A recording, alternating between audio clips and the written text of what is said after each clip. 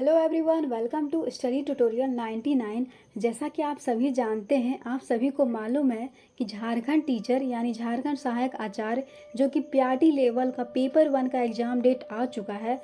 जो कि आपका जो एग्ज़ाम है कितने को है, 27 अप्रैल को है। तो मैं आप सभी के लिए पेपर 1 के रिगार्डिंग हिंदी सब्जेक्ट, जैसा कि आप सभी के सिलेबस में दिया गया है, यानी कि 10th क्लास का हिंदी से रिलेटेड पूछा जाएगा।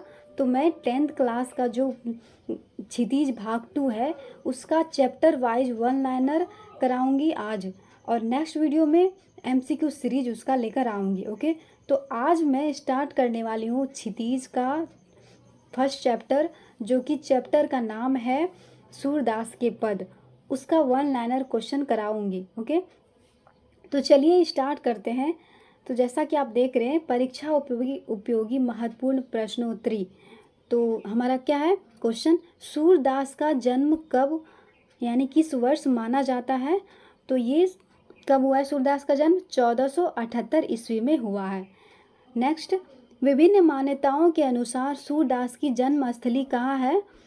तो विभिन्न मान्यताओं के जो अनुसार है सूरदास की जन्म स्थली कहाँ है, तो मथुरा के निकट रेणुका या रूणकता तथा दिल्ली के निकट सिही में है। ठीक है। नेक्स्ट, सूरदास के गुरु कौन थे। तो सूरदास के जो गुरु थे वो महाप्रभु वल्लभाचार्य थे। नेक्स्ट, सूरदास किस समूह वर्ग के कवियों में सर्वाधिक प्रसिद्ध हैं। सूरदास जो हैं वो कौन से वर्ग या समूह के जो कवि हैं उसमें सबसे ज़्यादा प्रसिद्ध हैं, तो अष्टछाप। नेक्स्ट, सूरदास किस घाट पर रहते थे। तो सूरदास जो रहते थे वो गौ घाट पर रहते थे। नेक्स्ट, गौ घाट कहाँ स्थित है। तो सूरदास जो गौ घाट पर रहते थे, तो वो गौ घाट कहाँ पर स्थित है, तो मथुरा एवं वृंदावन के बीच में स्थित है। कहाँ पर, मथुरा एवं वृंदावन के बीच स्थित है। ठीक है। नेक्स्ट पे चलते हैं। सूरदास की मृत्यु कहाँ हुई थी। तो सूरदास की मृत्यु जो है परसौली में हुई थी। नेक्स्ट, सूरदास के ग्रंथों के नाम क्या हैं। तो सूरदास के 3 ग्रंथ, जो कि पहला ग्रंथ सूरसागर, दूसरा साहित्य लहरी, तीसरा सूर शरावली। सूरदास के कितने ग्रंथ हैं, 3। क्या है, पहला सूरसागर, दूसरा साहित्य लहरी, तीसरा सूर शरावली। ठीक है, आपको याद रखना ये तीनों, वेरी वेरी इंपॉर्टेंट है। नेक्स्ट, सूरदास किसके मंदिर में भजन कीर्तन करते थे। तो सूरदास जो है श्रीनाथ जी के मंदिर में भजन कीर्तन करते थे। नेक्स्ट पे चलते हैं। श्री कृष्ण किसके पुत्र थे। तो श्री कृष्ण जो है वो नंद बाबा के पुत्र थे। तीसरे पद के अनुसार बताया गया है कि नंद बाबा के पुत्र थे। अब तीसरे पद क्या है, तो आप अगर पढ़ेंगे सूरदास के पद जो चैप्टर हैं उसमें 4 पद दिए हैं, तो तीसरे जो पद है उसके अकॉर्डिंग श्री कृष्ण जो है वो नंद बाबा के पुत्र हैं। नेक्स्ट, गोपियों को उद्धव का संदेश कैसा प्रतीत होता है। तो गोपियों जो है उसको उद्धव का संदेश, यानी उद्धव कौन है, वो संदेश वाहक है, तो उसका संदेश कैसा प्रतीत होता था, तो कड़वी ककड़ी के समान प्रतीत होता था। नेक्स्ट, अंतिम पद में गोपियों ने उद्धव के माध्यम से श्री कृष्ण को किस धर्म के पालन करने का संदेश भेजा है।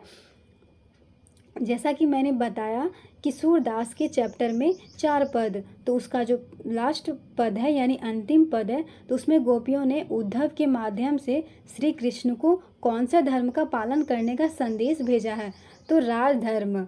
ठीक है, राजधर्म जो है उसका पालन करने के लिए संदेश भेजा है।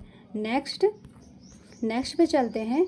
गोपियों ने स्वयं के कृष्ण के प्रति आकर्षण को किसकी भांति बताया है। तो वो गुड़ तथा चींटी की भांति बताया है, मतलब जैसे गुड़ चींटी में लिपटी हुई रहती है उसी के अनुसार। तो नेक्स्ट, गोपियाँ अपना संदेश जो है उद्धव को न देकर किसे देना चाहती थी। तो गोपियाँ जो है अपना संदेश उद्धव को न देकर वह श्री कृष्ण को देना चाहती थी, वास्तव में वो श्री कृष्ण को ही देना चाहती थी। नेक्स्ट, गोपियाँ जो है किसके विरह में डूबी हुई थी। तो वो श्री कृष्ण के विरह में डूबी हुई थी, यानी गोपियाँ किसके प्रेम में डूबी हुई थी, तो श्री कृष्ण के प्रेम में डूबी हुई थी।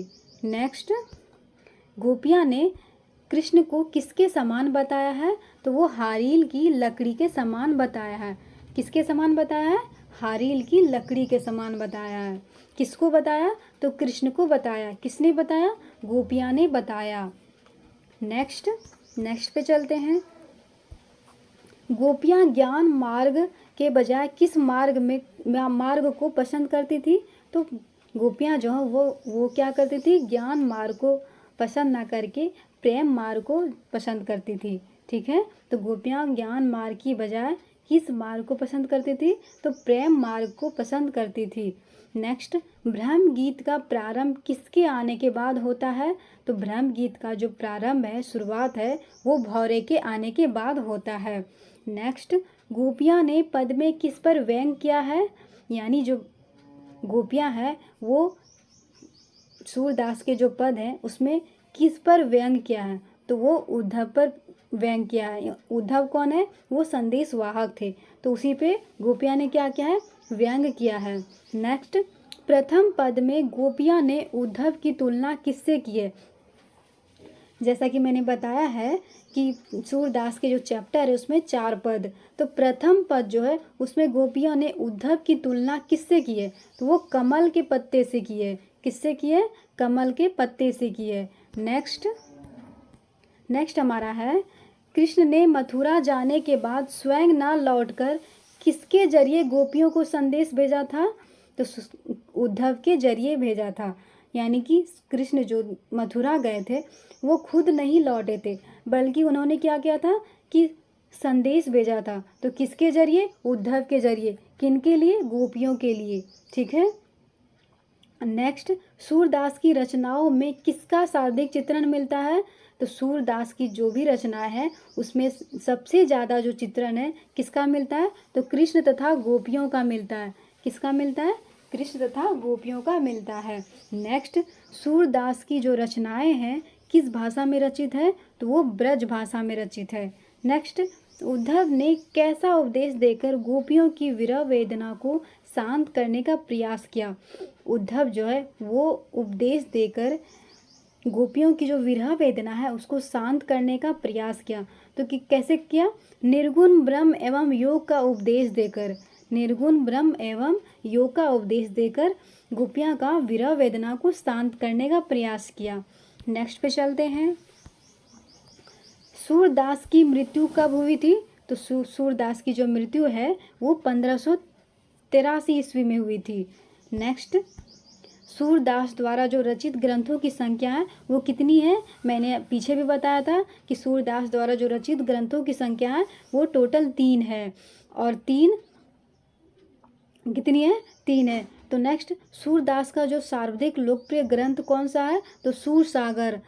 जैसा कि सूरदास के रचित ग्रंथों की जो संख्या है वो 3 है, तो तीनों में से जो सबसे ज़्यादा लोकप्रिय है, सर्वाधिक लोकप्रिय ग्रंथ है, तो वो सूरसागर है। ठीक है। नेक्स्ट, सूरदास किन रसों के सर्वश्रेष्ठ कवि माने जाते हैं? तो श्रृंगार तथा वात्सल्य के कवि माने जाते हैं। ठीक है। नेक्स्ट पे चलते हैं। प्रस्तुत काव्य के 4 पद किस रचना से लिए गए हैं? ब्रह्म गीत से लिए गए हैं। यानी कि सूरदास के जो चैप्टर है उसमें 4 पद हैं, तो चारों पद के जो रचना है वो किससे लिए गए? यानी ब्रह्म गीत से लिए गए। ठीक है। तो यहीं पे ख़त्म होता है आपका ये चैप्टर। आज मैं ये 1 लाइनर लेके आई थी। नेक्स्ट वीडियो में मैं इसका MCQ सीरीज लेकर आऊँगी। ठीक है। तो आई होप कि आप लोग समझ गए होंगे। तो अगर आप मेरे चैनल पर नए हो तो प्लीज़ सब्सक्राइब करना, बेल आइकन को प्रेस करना, सो दैट जो भी नोटिफिकेशन हो आपको मिलती रहे। Okay, take care.